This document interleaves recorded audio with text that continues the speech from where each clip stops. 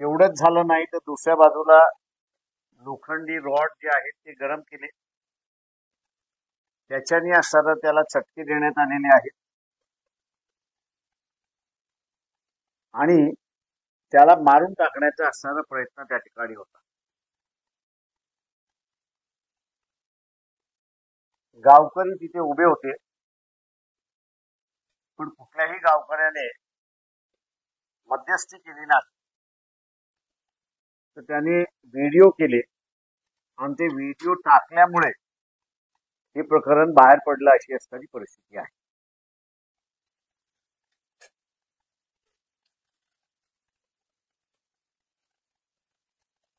महाराष्ट्रामध्ये मराठा विरुद्ध धनगर असा एक सुप्त संघर्ष चालला होता, याची सगळ्यांना जाणीव होती.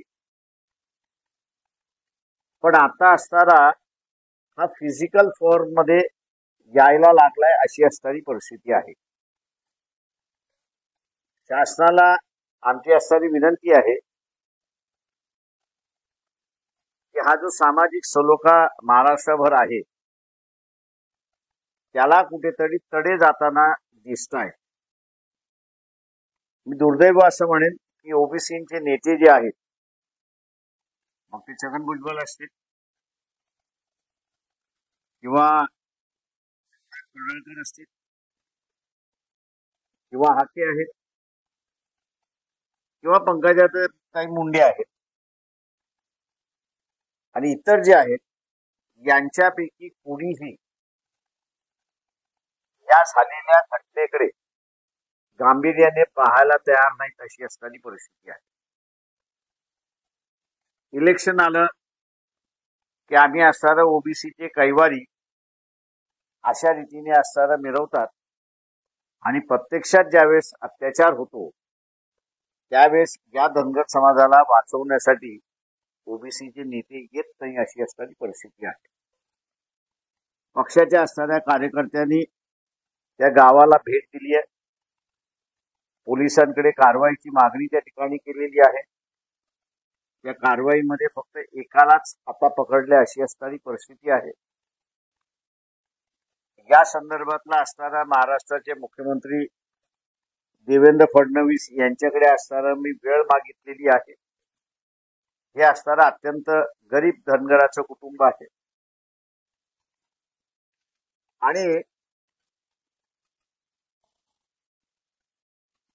आणि त्यांना कुठल्याही पद्धतीचं असणारं सहाय्य नाही अशी असणारी परिस्थिती आहे. पक्षाचे कार्यकर्ते जेवढी मदत करतात तेवढी मदत त्या ठिकाणी आहे. जालना जिल्ह्यातली ओबीसी संघटना जी आहे त्यांच्याशी काही जणांशी माझं असणारं बोलणं झालं. त्यांनी 6 तारखेला या प्रश्नावरती सर्व ओबीसी सामाजिक संघटना ज्या आहेत त्यांनी असणारा मोर्चा जालन्याला त्या ठिकाणी ठेवलेला आहे. शासनाला माझी असणारी विनंती आहे की ह्याच्यातले जे दोषी आहेत त्या सर्वांनाच अटक झाली पाहिजे अशी असणारी परिस्थिती आहे. आणि दुसरं, त्या गावामधले जे उपस्थित होते परंतु यांनी वाचवण्याची भूमिका घेतली नाही म्हणून त्या गावावरती सामूहिक दंड बसवला पाहिजे अशी आम्ही मागणी त्या ठिकाणी करतो. मानव अधिकार समिती जी आहे त्या मानव अधिकार समितीलाही आम्ही याची जाणीव करून देत आहोत.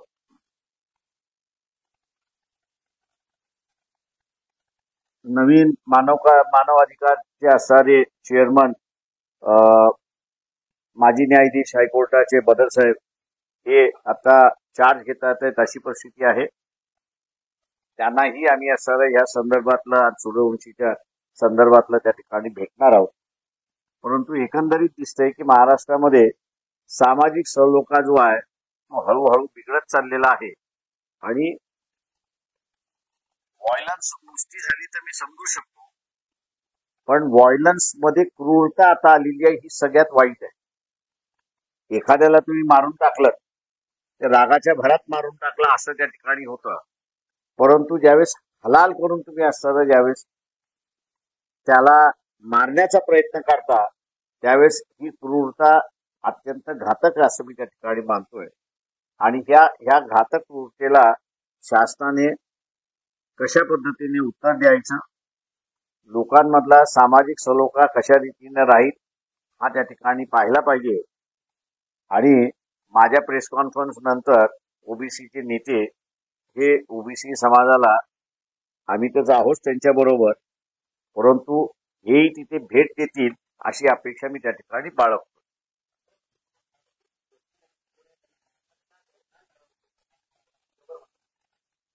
ते अजून कोणीही सांगायला तयार नाहीये. ते अत्यंत गरीब कुटुंब आहे. जी जालन्याची टीम पाहायला गेली आणि त्या सगळ्या याच्यामध्ये गेली, त्यांचं असं म्हणणं आहे की यांचं आणि त्यांचं त्यांनी मारलेला आहे. मराठा समाजाचा व्यक्ती आहे तो आणि त्याच्या भावाला सांगून त्यांनी असं मारायला लावलं अशी परिस्थिती आहे. पण त्या दोघांचं काही भांडण आहे असं दिसायला तयार नाहीये, म्हणजे काही दिसत नाहीये. यांचं अगोदर काही भांडण झालं होतं का तर अजिबात तेही दिसायला कुठे तयार नाहीये. पण ह्याला टार्गेट करून तिथे असणाऱ्या चटके दिलेत आणि विस्तवावरती उभं करण्याचा प्रयत्न झालाय एवढं निश्चित आहे. हॉस्पिटलमध्ये ते ऍडमिट आहेत आणि त्यांच्यावरती उपचार चालू.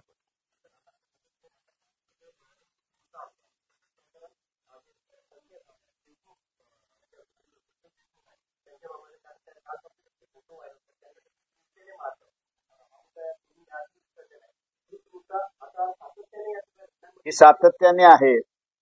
मी असणारं ह्या क्रूरतेचं जे आहे त्या गावकऱ्यांनी जो फोटो काढलेला आहे, म्हणजे व्हिडिओ केलेला आहे, तो व्हिडिओ मी असणारा आपल्या सगळ्यांना असणारं शेअर केलेला आहे. त्याच्यावरनं आपल्याला दिसेल की त्याला असणारं काय क्रूरतेने त्याला असणारं चटके दिल्या जात आहेत हे एकंदरीत तिथे दिसतंय.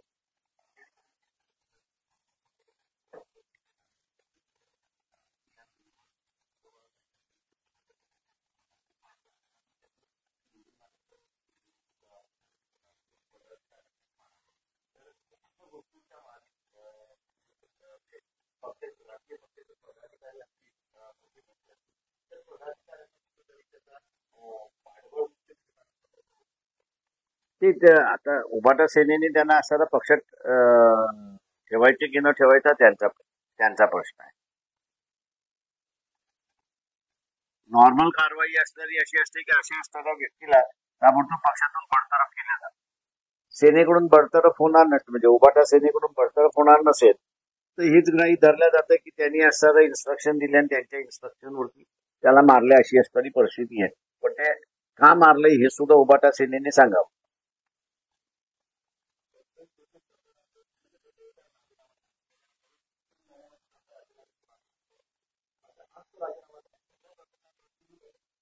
ते मी मागेही म्हणालो होतो की FIR जोपर्यंत येत नाही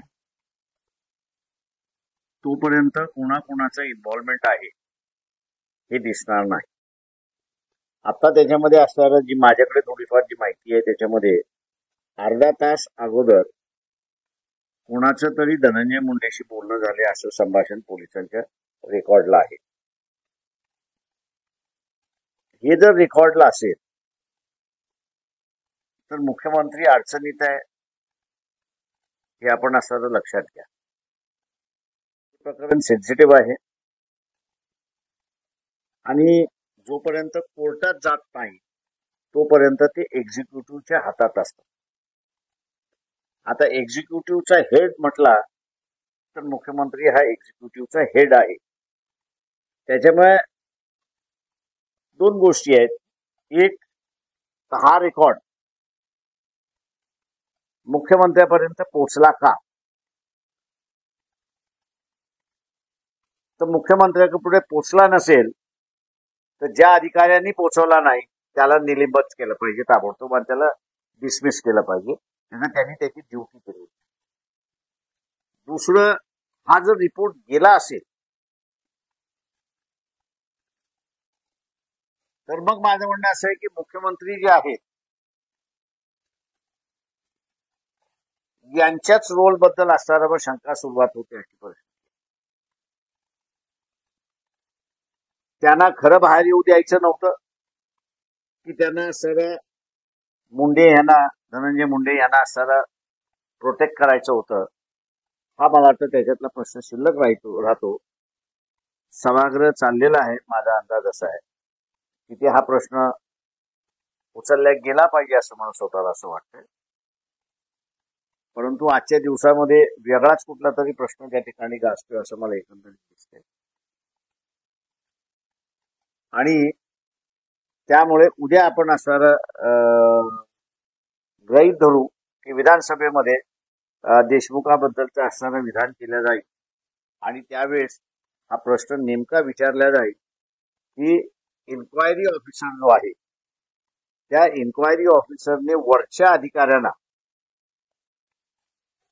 हे जे संभाषण झालेलं आहे अर्धा तास अगोदर, काय संभाषण आहे कोणाला माहिती नाहीये, ते संभाषण झाल्याची माहिती मुख्यमंत्र्यांपर्यंत पोहोचली की न पोहोचली हे उद्या मला वाटतं सभागृहामध्ये कोणी कुठल्या तरी आमदारांनी विचारलं आणि त्यांनी जर उत्तर दिलं तर मग आपल्या लक्षात येईल की ती माहिती दिली की न दिली आणि त्याच्यानंतर मग पुढचे प्रश्न उपस्थित राहतात अशी परिस्थिती.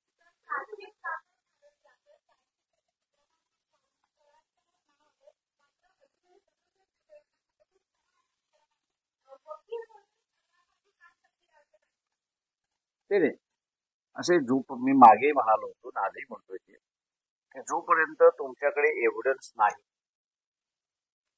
तोपर्यंत तुम्ही कोणालाही सहआरोपी करू शकत नाही. आत्ताच सुद्धा मी जे म्हणालो की अर्धा तास अगोदरच्या याच्यामधलं जे काही संभाषण आहे त्या संभाषणामध्ये काही वाक्य आहेत का, काही शब्द आहेत का की ज्याच्यातून मुंडे असे असताना म्हणतात आहेत की अमुक अमुक करा असं काहीच नसेल आणि नॉर्मल कॉन्व्हर्सेशन असेल ते, तर तुम्हाला असं ते नॉर्मल कॉन्व्हर्सेशनच्या ह्याच्या खाली धरून त्यांना कल्पना नाही याची तुम्हाला ग्राह्य धरावं लागतं.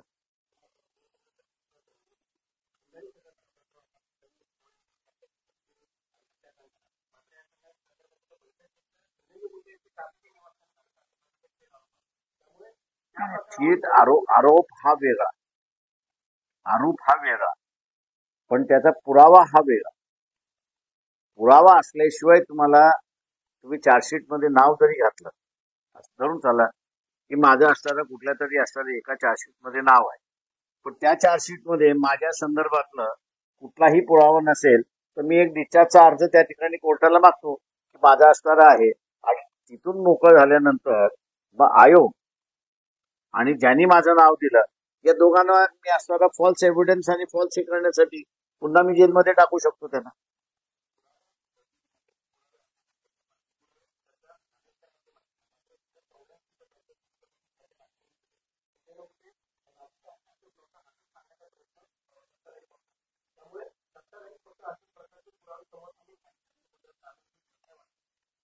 ते आता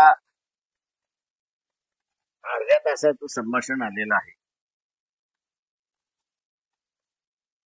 तेव्हा मी असताना समजतोय की निकम साहेबांची नेमणूक झालेली आहे याची सरकारी वकील म्हणून. तेव्हा पहिलं काम असणारं निकमांचं हे राहील की हा जो संभाषण आहे की जे रेकॉर्डला जोडलेलं नाही ते संभाषण कोर्टामार्फत मागून घेणं आणि त्याचं तपासून गरज असेल तर मग कोर्टालाच सांगणं की FIR बरोबर हे जोडा. हे निकम साहेब कधी त्या ठिकाणी करू शकतात.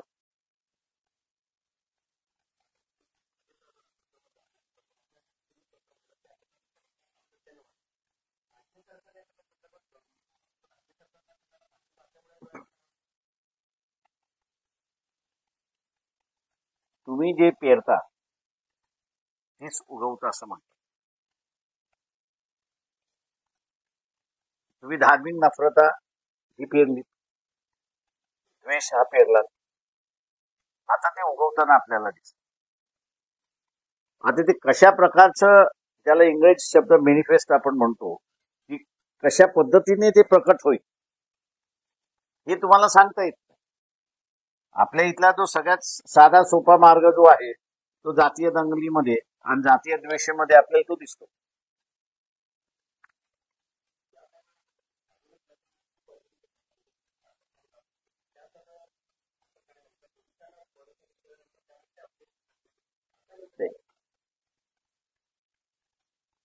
जुना कायदा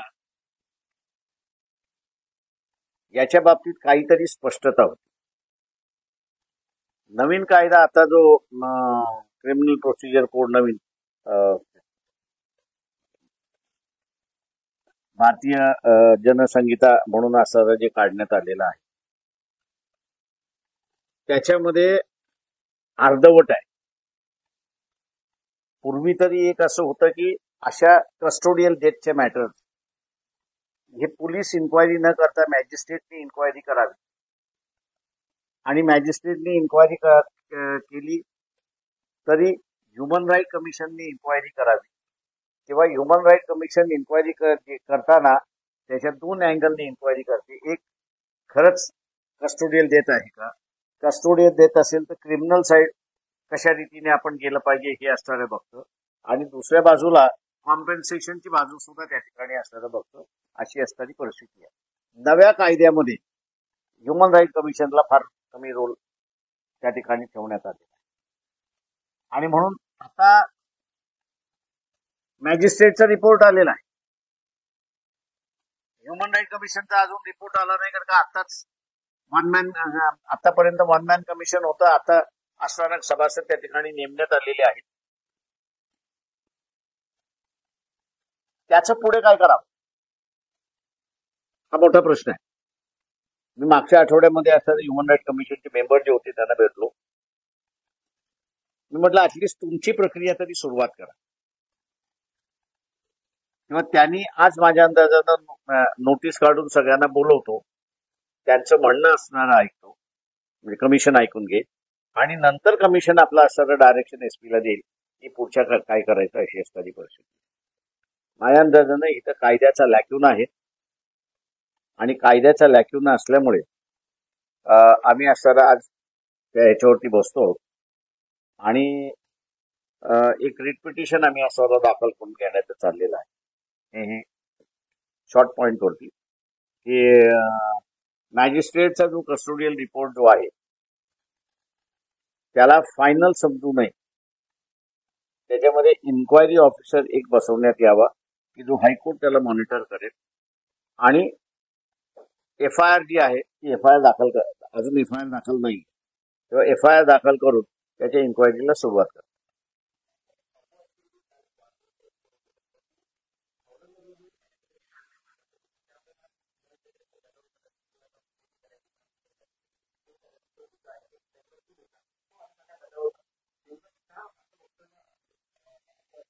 त्या अबू आजमीला विचारणं मला काय विचारते तर तुम्ही अबू आजमीला विचारा त्यांनी काय केलं.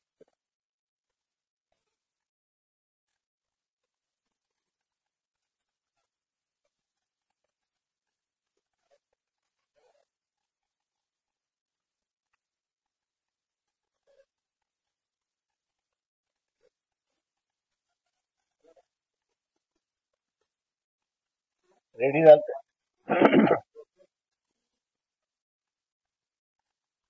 जालना जिले के पारद गांव में बोराड़े करके व्यक्ति को अग्नि पर चलाया गया और साथ ही साथ लोहे का जो सीला होता है